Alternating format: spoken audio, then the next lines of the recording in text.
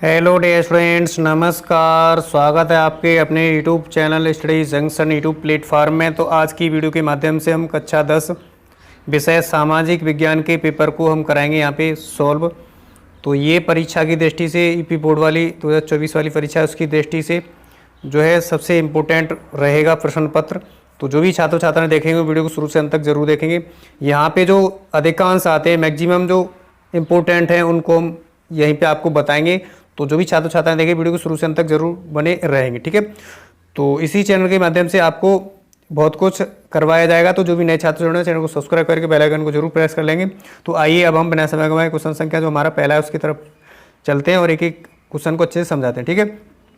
तो कह रहा है कि नोट में कह रहा है सभी प्रश्न हल करने हैं। पहले में खंड, दूसरे में कह रहा है खंड अ में से 20 अंक के वैकल्पिक प्रश्न है, यानी खंड अ में हमें 20 नंबर के वैकल्पिक प्रश्न दिए हैं, ठीक है। तो पहला कह रहा है राष्ट्रवाद के विकास में निम्नलिखित में से कौन सा तत्व सहायक रहा। तो इसमें देखा जाए तो इसमें पुनर्जागरण भी है, धर्म सुधार आंदोलन भी है, फ्रांसीसी क्रांति भी है। तो यहाँ पे घ वाला सही है और आप अच्छे से देख लेना इसको, ठीक है। तो हमारे अनुसार ये घ वाला ये सही है, ये सभी ठीक है।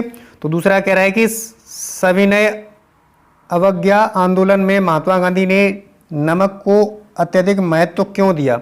तो इसमें पहले में कह रहा है नमक का प्रयोग अमीर गरीब सभी करते थे, यह भोजन का अभिन्न हिस्सा था।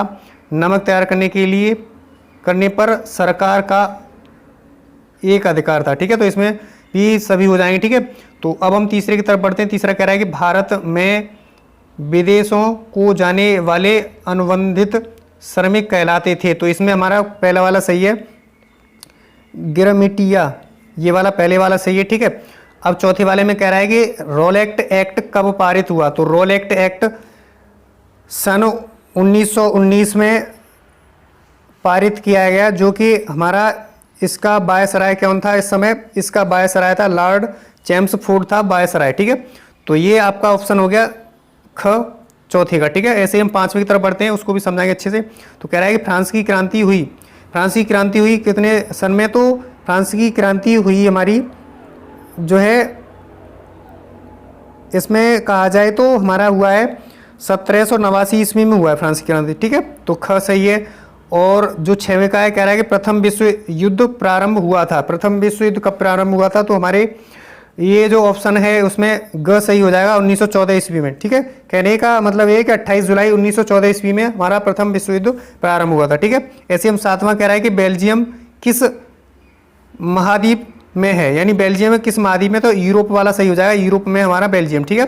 तो आठवें की तरफ चलते हैं। तो आठवें में कह रहा है कि भारतीय संविधान की 8वीं अनुसूची में कितनी भाषाओं का समावेश है। तो इसमें 22 भाषाओं का समावेश है जो हमारी 8वीं अनुसूची है, ठीक है। तो अब हम आगे की तरफ बढ़ते हैं। नौवां कह रहा है कि अधिकारों और अवसरों के मामले में स्त्री और पुरुष की समानता मानने वाला व्यक्ति कहलाते थे। यानी जो व्यक्ति है वो स्त्री और पुरुष की समानता मानने वाला व्यक्ति कहलाता है। कौन कहलाता है। तो इसमें क वाला सही है, नारीवादी होता है, ठीक है।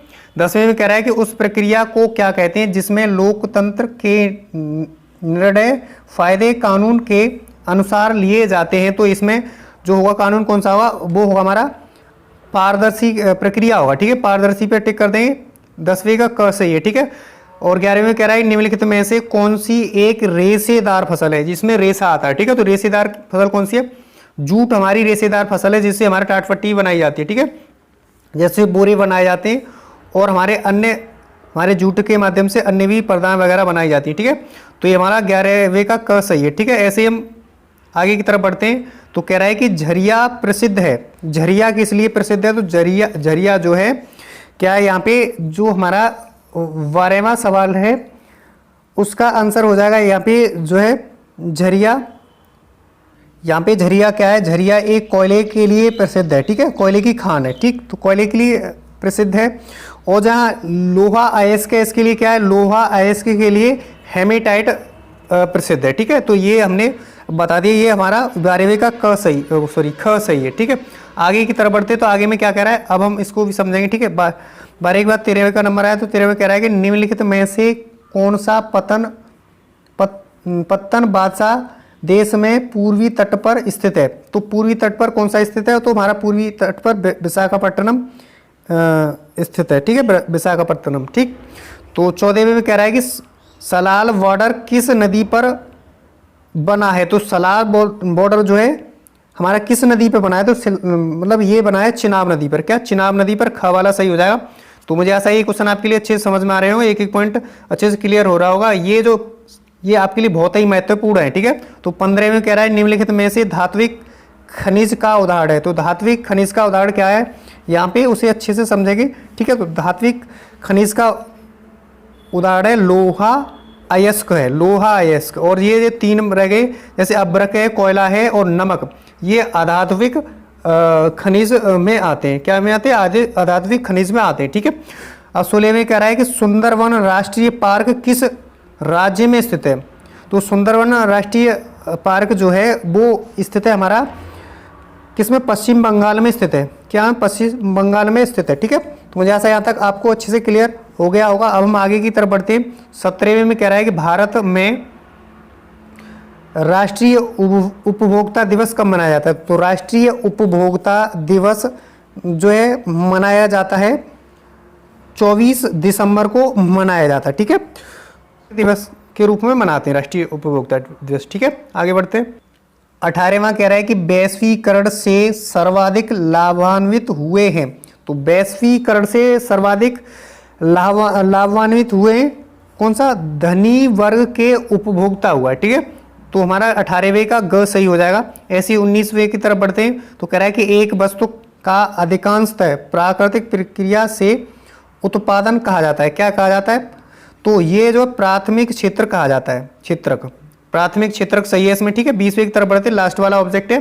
तो कह रहा है कि निम्नलिखित में से उत्पादन का साधन क्या है? तो उत्पादन का साधन हमारा क्या है? पूंजी। तो पूंजी हमारी, अगर पूंजी लगाएंगे तभी तो उत्पादन होगा। तो इसलिए हमारा जो है 20वें का क सही है, ठीक है।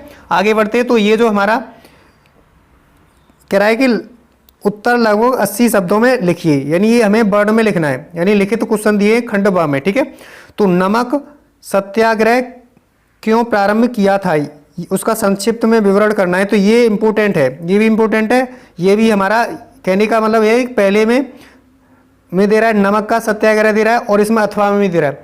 जो यहाँ पे जितनी बार क्वेश्चन है उसमें पहला दे रखा है और अथवा में भी दे रखा है। तो इसमें से किसी एक को करना है, दो को नहीं करना है, इसमें से किसी एक को करना है। जिसका उत्तर आता है तो आपको यहाँ से आसानी हो जाएगी। तो इसलिए पेपर में 2-2 दिए हैं, अथवा वाला आता है तो अथवा वाला कर दीजिए, नहीं आता है तो आप वो कर दीजिए, ठीक है। तो कह रहा है कि उत्तरदायी शासन क्या है, इसकी विशेषताएं भी लिखना है, ठीक है।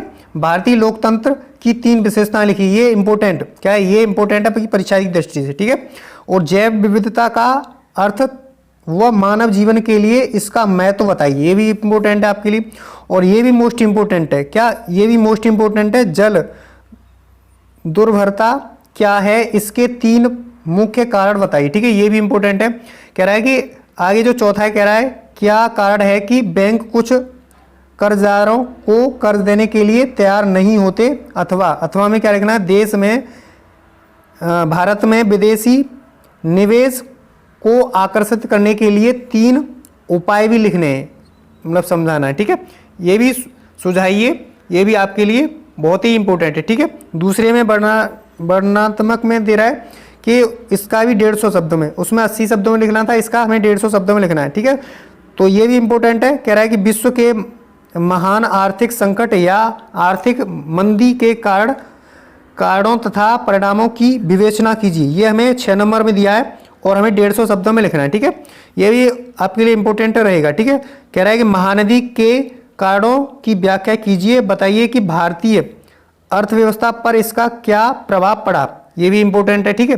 जितने बार यहाँ पे क्वेश्चन है सब ही इंपॉर्टेंट है, पूरा पेपर ही इंपॉर्टेंट है, लगभग आपका 50% यहाँ से फंस जाएगा, ठीक है। तो कह रहा है कि सांप्रदायिकता की अवधारणा को स्पष्ट करते हुए भारतीय राजनीति इसकी अभिव्यक्ति के विभिन्न रूपों को स्पष्ट भी करना है, ठीक है। ये भी आपके लिए इंपॉर्टेंट है, ये इंपॉर्टेंट है। सांप्रदायिकता लोकतंत्र के लिए घातक है, 2 कारण बताइए, ठीक है। 2 कारण बताने, पढ़ना पलटना है, आगे भी हमारे क्वेश्चन हैं। तो ये आगे है 7वां, ये गैर परंपरागत लिखना है, ठीक है।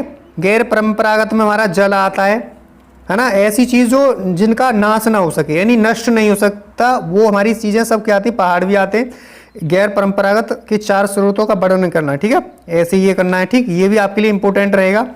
और आगे 9वां देखेंगे तो 9वें में कह रहा है कि मानचित्र संबंधी प्रश्न है। मानचित्र संबंधी प्रश्न है तो आपको एक मानचित्र मिलेगा, यानी आपको भारत का नक्शा मिलेगा, उसमें आपको भरना है, ठीक है।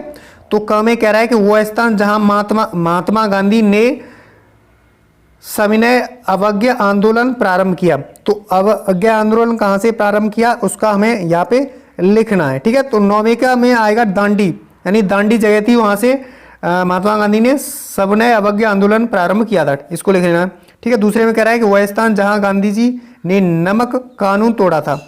तो गांधी जी ने नमक कानून तोड़ा था, उस जगह का हमें नाम भी लिख लेना है।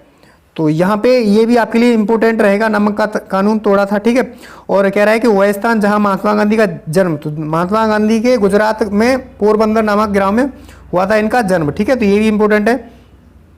आगे कह रहा है कि वह स्थान जहां असहयोग आंदोलन का कार्यक्रम स्वीकार किया, ये भी इंपॉर्टेंट है। चंपारण आंदोलन कहाँ है, चंपारण आंदोलन कहाँ है, चंपारण आंदोलन बिहार के एक चंपारण जिला है, उसमें आपको वहां पे मानचित्र में दिया होगा जगह, ठीक है, तो वहां पे दर्शा देना, ठीक है। ऐसे ही हमारा आगे कह रहा है कि निर्देश दिए गए भारत के मानचित्र में निम्नलिखित को दर्शाइए। तो यहाँ पे क्या है, दर्शाइए, ये पहला वाला में भी 9th जो है क्वेश्चन उसमें भी दर्शाना है और इसमें भी दर्शा देना है, ठीक है। तो ख में कह रहा है, ख के कह रहा है कि भारतीय के पत्तन बंदरगाह जो पश्चिमी क्या है तट पर स्थित है, उसको चिन्हित करना है, ठीक है। हीराकुंड बांध जो है महानदी पर है उड़ीसा में, इसको आपको चिन्हित करना है। इलाहाबाद बम्बई रेल मार्ग चिन्ह द्वारा कोई एक स्टेशन का नाम सहित लिखना है, ठीक है, उसे भी चिन्हित करना है, ठीक है। कोयला उत्पादन का कोई एक केंद्र चिन्हित करना है, ठीक है। डल झील किसमें, डल झील हमारी श्रीनगर और जम्मू कश्मीर में, तो इसको भी चिन्हित कर देना है, जहाँ पे हमारा दिखाई दे वहाँ को पर चिन्हित कर देना है, ठीक है।